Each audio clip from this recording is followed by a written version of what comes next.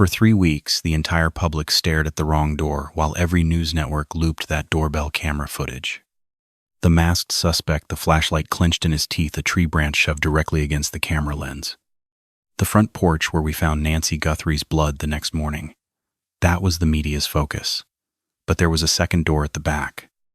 And there was one crucial detail left unreported until Savannah Guthrie herself sat down on national television and finally said it out loud.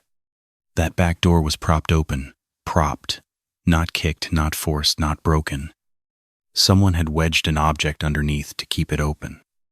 By the time the family arrived at noon the next day, that flower pot, or whatever was used as a wedge, was still doing exactly what it was left to do. Keeping that door open.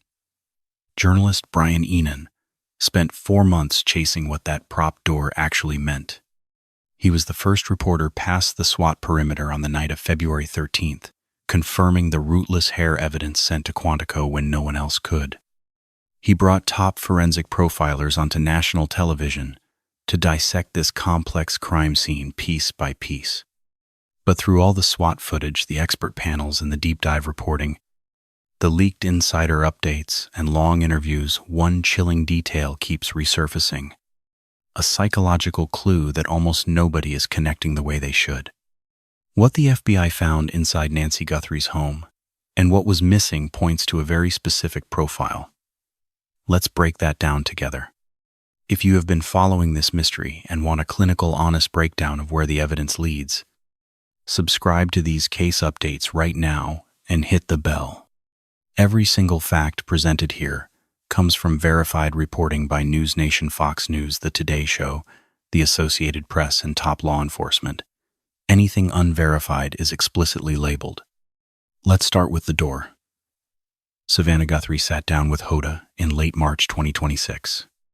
It was her very first television interview regarding her mother's sudden disappearance. She had maintained 2 months of absolute silence, but when she finally spoke, her focus was not the front porch. It was the back. She revealed that multiple doors were propped open. Blood stained the front step and the security camera was ripped down. Doors, plural. There are 2 doors at the rear of Nancy Guthrie's residence. Both were left in positions they should never have been in overnight. By the time family members arrived to check on her, both entryways were still standing wide open. Savannah admitted their first instinct upon walking inside was that Nancy had suffered some sort of medical emergency. Perhaps paramedics had arrived or Nancy collapsed, and emergency responders propped the doors open to navigate a stretcher out more easily. It was a comforting lie, the only logical explanation for a family who loved Nancy and did not yet realize they were standing in a crime scene. Except her phone remained there. Her purse was untouched. Every item she would have taken during an emergency transport was sitting right where she had left it. But then they spotted the blood. Instantly, the medical theory shattered, replaced by a deep realization that everything here was terrifyingly wrong. Something was deeply wrong. Then veteran journalist Ashley Banfield dissected the case on her podcast in late March, revealing a critical piece of evidence that had been entirely overlooked. Her sources confirmed the back gate of Nancy's property was also propped wide open, not just the house doors. The gate, too, propped open with Nancy's own heavy flower pots taken directly from her garden steps. They were placed deliberately to secure multiple escape routes simultaneously. This highly organized detail completely floored Banfield, because her sources kept circling the exact question you and I ask whenever we analyze a highly staged crime scene.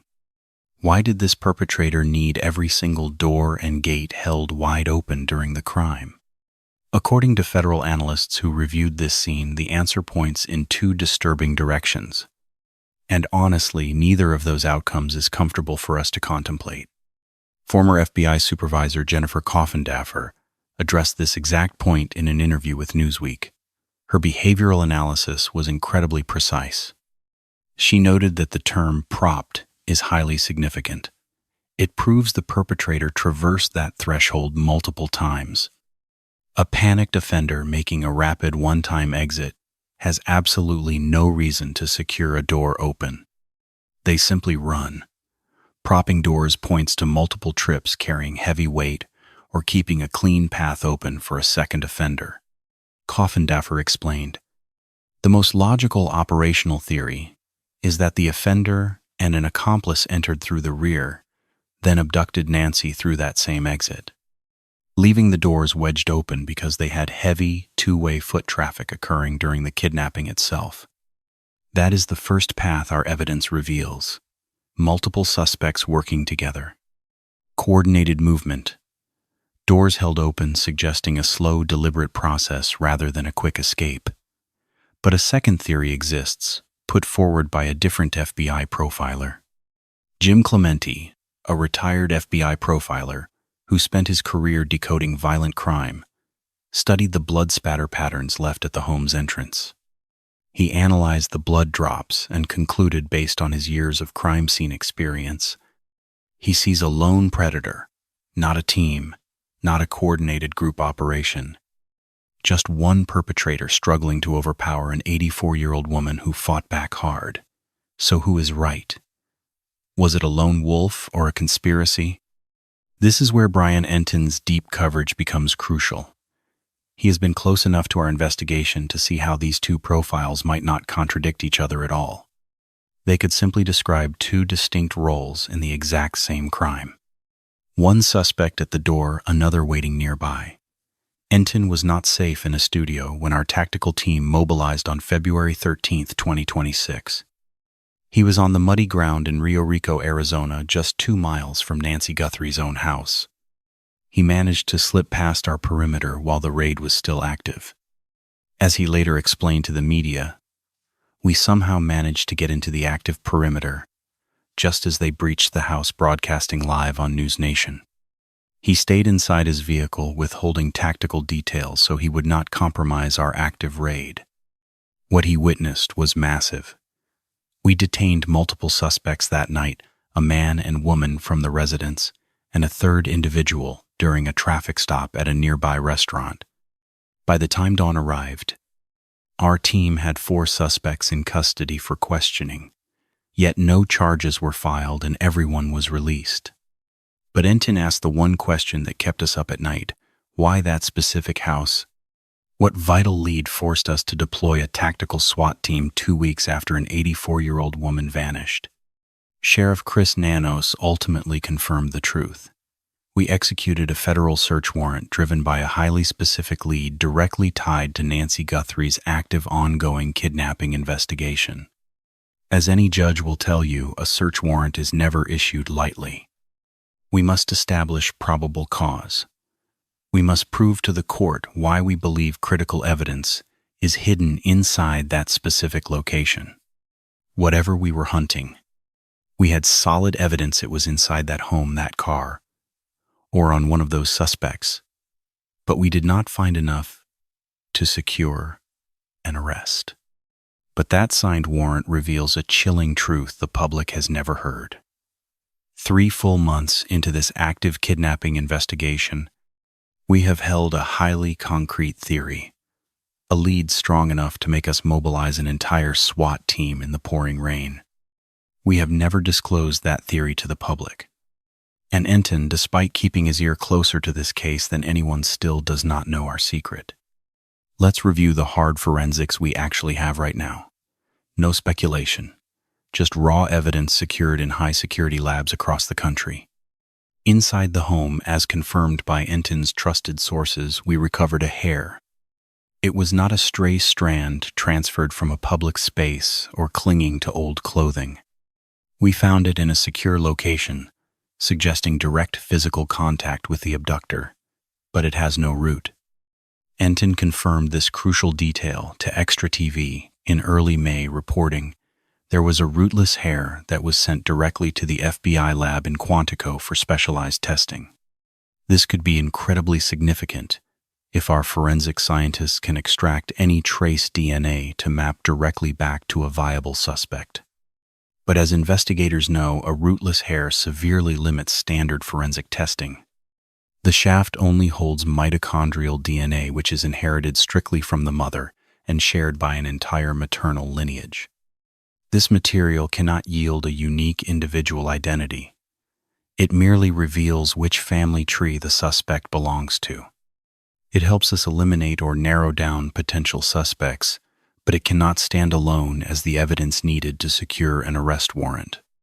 This means our federal lab partners are executing far more advanced testing on that hair sample. The specialized lab working this case is the very same one that used genetic genealogy to crack the Long Island serial killer investigation. C.C. Moore's team, Arum Forensics. These experts specialize in extracting partial genetic profiles from degraded evidence, rebuilding entire family trees from microscopic fragments. This is incredibly slow work. It takes months, but a breakthrough has the power to lead us directly to a living suspect. And that hair is not the only clue. Sheriff Nanos publicly confirmed we recovered a mixed DNA sample, meaning there is more than one contributor. In fact, our forensic data points to more than 2 unique contributors on that sample. This is critical.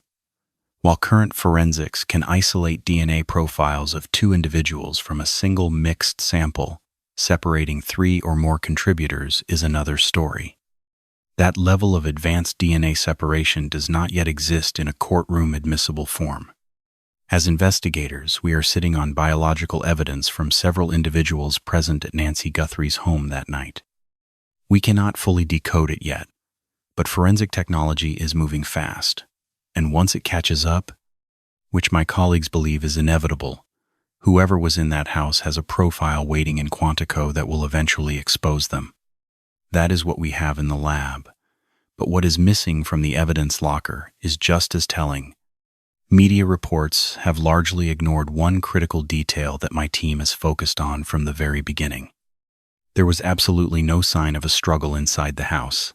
Think about that. We found blood on the front porch. The back doors were propped open. The security camera had been torn away. Nancy had vanished. Inside, we found nothing. No overturned chairs, no broken glass. No sign that an 84-year-old woman with a pacemaker and limited mobility ever fought off an intruder inside her own home. From a psychological standpoint, whatever happened to Nancy did not occur inside those walls. It went down at the threshold or on the porch after she walked out to meet her visitor. This is the exact behavioral anomaly that legendary FBI profiler Dr. Ann Burgess keeps coming back to in her case analysis. Burgess has been remarkably consistent across multiple public briefs. Her forensic assessment points to a very specific suspect profile. She concludes that the individual at the door fully expected Nancy to open it voluntarily. The suspect's patience, the lack of forced entry, and the quiet waiting do not align with a standard home invasion. It matches someone expecting to be welcomed. Now, let's examine what we found inside. No signs of physical struggle, no defensive wounds, no indication she was caught asleep. She woke up. She willingly walked to that door and she likely opened it herself. Whatever occurred next, leaving blood on the front porch, triggering the motion sensor at 2:20 in the morning, and abruptly cutting off her pacemaker connection at 2:28, unfolded in those critical minutes, between her opening the door and being dragged out through the propped open back exit. For an 84-year-old woman who removed her hearing aids before bed and was functionally deaf to her surroundings to actually open that door, she must have had a compelling reason. A recognizable signal, a trusted voice, or a familiar face she had willingly welcomed across her threshold before. Our victim did not open her door to strangers at midnight. She opened it for someone she recognized. This is the critical phase of the investigation where our behavioral analysts are starting to converge despite taking very different investigative paths. Burgess stated this clearly in her forensic assessment, which quickly made national headlines. Her conclusion, quote, "My opinion is that it was someone Nancy knew but not someone she could identify." Former FBI agent Chris analyzed the recovered doorbell footage, reaching similar conclusions. His behavioral analysis led him to the exact same conclusion. He noted the masked suspect was attempting to lure Nancy onto the front porch, trying to call her out instead of forcing entry, effectively drawing the target directly to him. Another profiling expert, Dr. Mary Ellen O'Toole, reviewed the exact same video, noting an additional clue. She observed that the masked suspect exhibited high familiarity, appearing incredibly calm and completely comfortable on Nancy's front porch. His footing was steady, characteristic of someone who had walked across that space before during a much more peaceful encounter. 3 separate experts. 3 distinct evaluations. And they all point to one reality: the suspect knew this property. He had studied Nancy's routine, knew exactly where to stand to avoid detection, and knew precisely how long he could wait. Furthermore, that propped open back door strongly suggests he did not act alone. Forensic analysts have made the connection that binds this entire theory. Behavioral science supports the theory of a coordinated multi-person abduction. We likely had a masked decoy at the front door while accomplices slipped in through the back, completely bypassing the security cameras. While some investigators focus on a single violent abductor on the front porch that only explains part of the crime scene, when analyzing the complex logistics of this entire operation, we see clear evidence of a much larger conspiracy. Both scenarios coexist. A mastermind behind the scenes, an executor on the porch, and a path of entry that should never have been left unsecured. Now you and I must consider what those propped flower pots reveal about the killer's psychology. Those flower pots belonged to Nancy.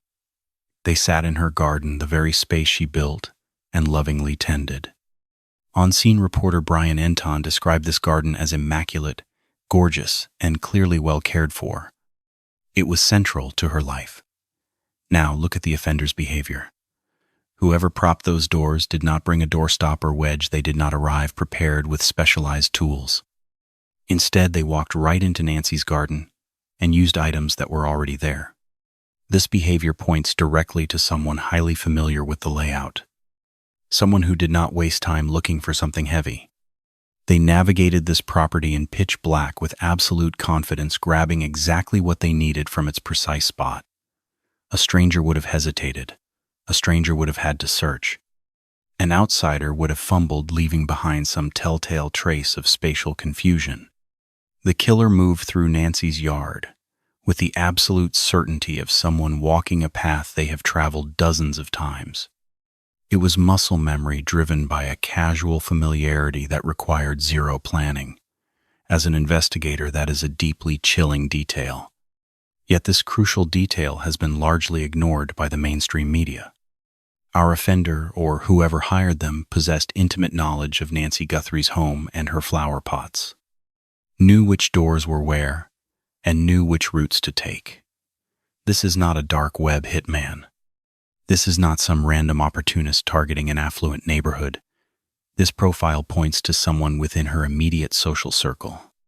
But there is one final piece of evidence that brings those previous 10 minutes into sharp focus. On May 11, 2026, journalist Brian Entin returned to the air with a massive update. His episode raised a critical question.